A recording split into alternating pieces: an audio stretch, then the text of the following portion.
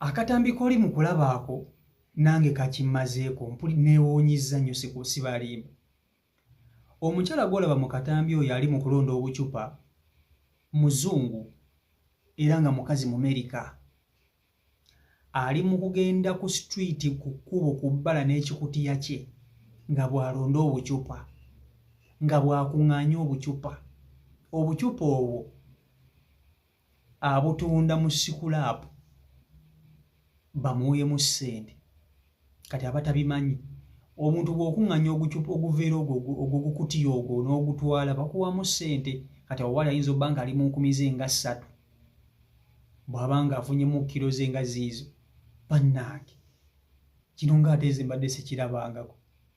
Omukazi omuzungu eyajja mu Uganda nga yunivesite okuba nga alonda bucupa afune ekyokulya. Ono mbega yagwa ku Ssekiganda wa wano n'alyoka amulivula. Kiki? Omanyi ba Ssekiganda wa wano si bangu. Omuzungu ono ayinza okuba nga yajja mu Uganda n'afuna Ssekiganda n'ayagala okumuteeka mu nsonga z'omukwano n'alyoka amulaga Kampala. Kiki? Kubanga kati omuzungu ng'ono embeera okutuuka okumunyiga bweti kiva ku ki? Kubanga ffe tukuze tukimanyi nti abazungu balina ssente. Era kizibu nnyo okusanga omuzungu abonaabona mu nsi kati nga Uganda. Ekisooka baba ne family zaabwe gye bava zibasapootinga ku vacation gye baba bazze. Abazungu abasinga abajja wano e Uganda bajja ku zi vacation oba kulambula. Kati aba ne family ye nti ssente z'abazze nazo bwe zimuggwaako aba n'abantu abasobola okumusindikira ssente. Kati ono omukyala okutuuka mwene embeera kiki? Mbega Ssekiganda yamutuusa ku kino, ye ng'omuntu ye yakyetuusaako ssente n'azira kivubi, oba kansooke mubatuuseeko nammwe mumwerabireko. Vidiyo nkusaba ogimpereka like. Vidiyo yiiyo. Abaganda bange omuzungu alonda bucupa ku kkubo bannange. Ekyalina omumanya Mumerika naye ng'alonda bicupa ebyaddala ngabuulira amazima naye nga muzungu wa ddala. Omulabe alonda bucupa ku bbala asaaga n'enseeni.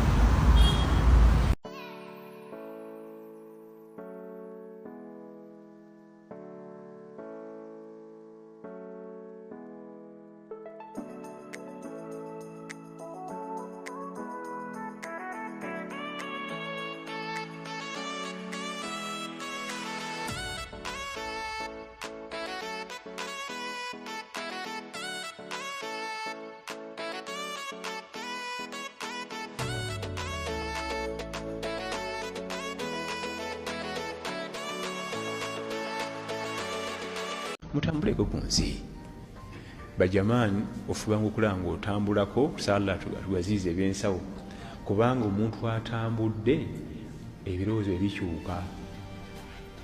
Understanding capacity. Kakati nze byampedde nako investor alonda sikulaapu alonda bucupa okufuna ekyokulya. Investor ate nga mukazi. Bannange mumbuulire kisoboka oba nedda? Mumbuulire. Olabe ku muzungu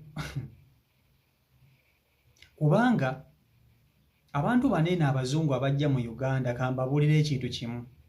Abazungu bano abajja mu Uganda mubalaba baba ne families zaabwe ebweru. Kizibu nnyo omuzungu okujja mu Uganda nga talina famire ye gy'aleseeyo eri, nti ne bw'ajja mu Uganda ne bigaana alina abantu abasobola okumusapootinga n'okumubeererawo kubanga abazungu abasinga bye bajja mu Uganda baba bazze kulambula na kuwummula. Baba ne families zibasapootinga ebweru nga zibasindikira akasente.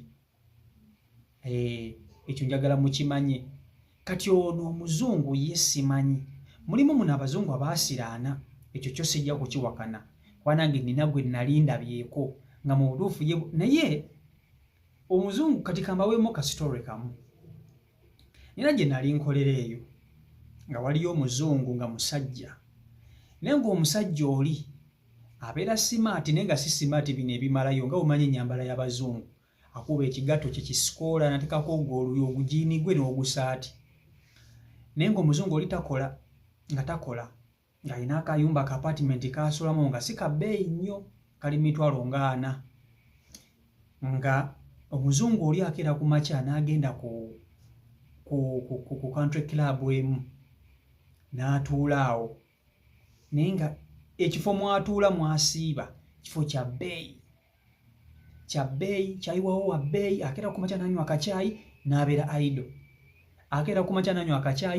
aido ng'omusanga ku geeti y'ekifo ekyo ng'atudde awo nga talina mulimu gw'akola talina kyakola naye nga buli kasera omulaba azungadde naye nga buli ku makya akeera n'agendamu ekyo ekifo n'anywa caayi n'alya ka breakfast ne lanchi ndowooza ng'agiri awo naye nga bw'omusanga oyinza okugamba yavaako ng'oyinza okugamba tezikwata bulungi tategeera nkugamba nga bw'omulaba olabira ddala ng'embeera emunyiga naye nga ekifo mwanywa era mwalya nga kya bbeeyi kya buvunaanyizibwa kiiriwamu basajja balina ssente. Kati bano abazungu abamu abajja ne babeera mu eno embeera simanyi oba babeera bambega oba babeera ku missioni oba babeera ku biki simanyi kubanga ebiseera ebisinga bambega naddala abo Abamerica ajja mu Uganda ne yeefuula omulalu naye ng'alina byabega ne yeefuula omulalu oba ne yeefuula kugamba n'agenda mu mbeera gy'otamusuubirizaamu nti embeera eno asobola okugibeeramu naye ng'alina missioni gy'akola ki gy'aggusa. Kati simanyi omuzungu ono bw'aba ng'ambega kubanga ekifaananyi kye kikwata attraction eri abantu buli omu yeewoonya okulaba omuzungu ng'alonda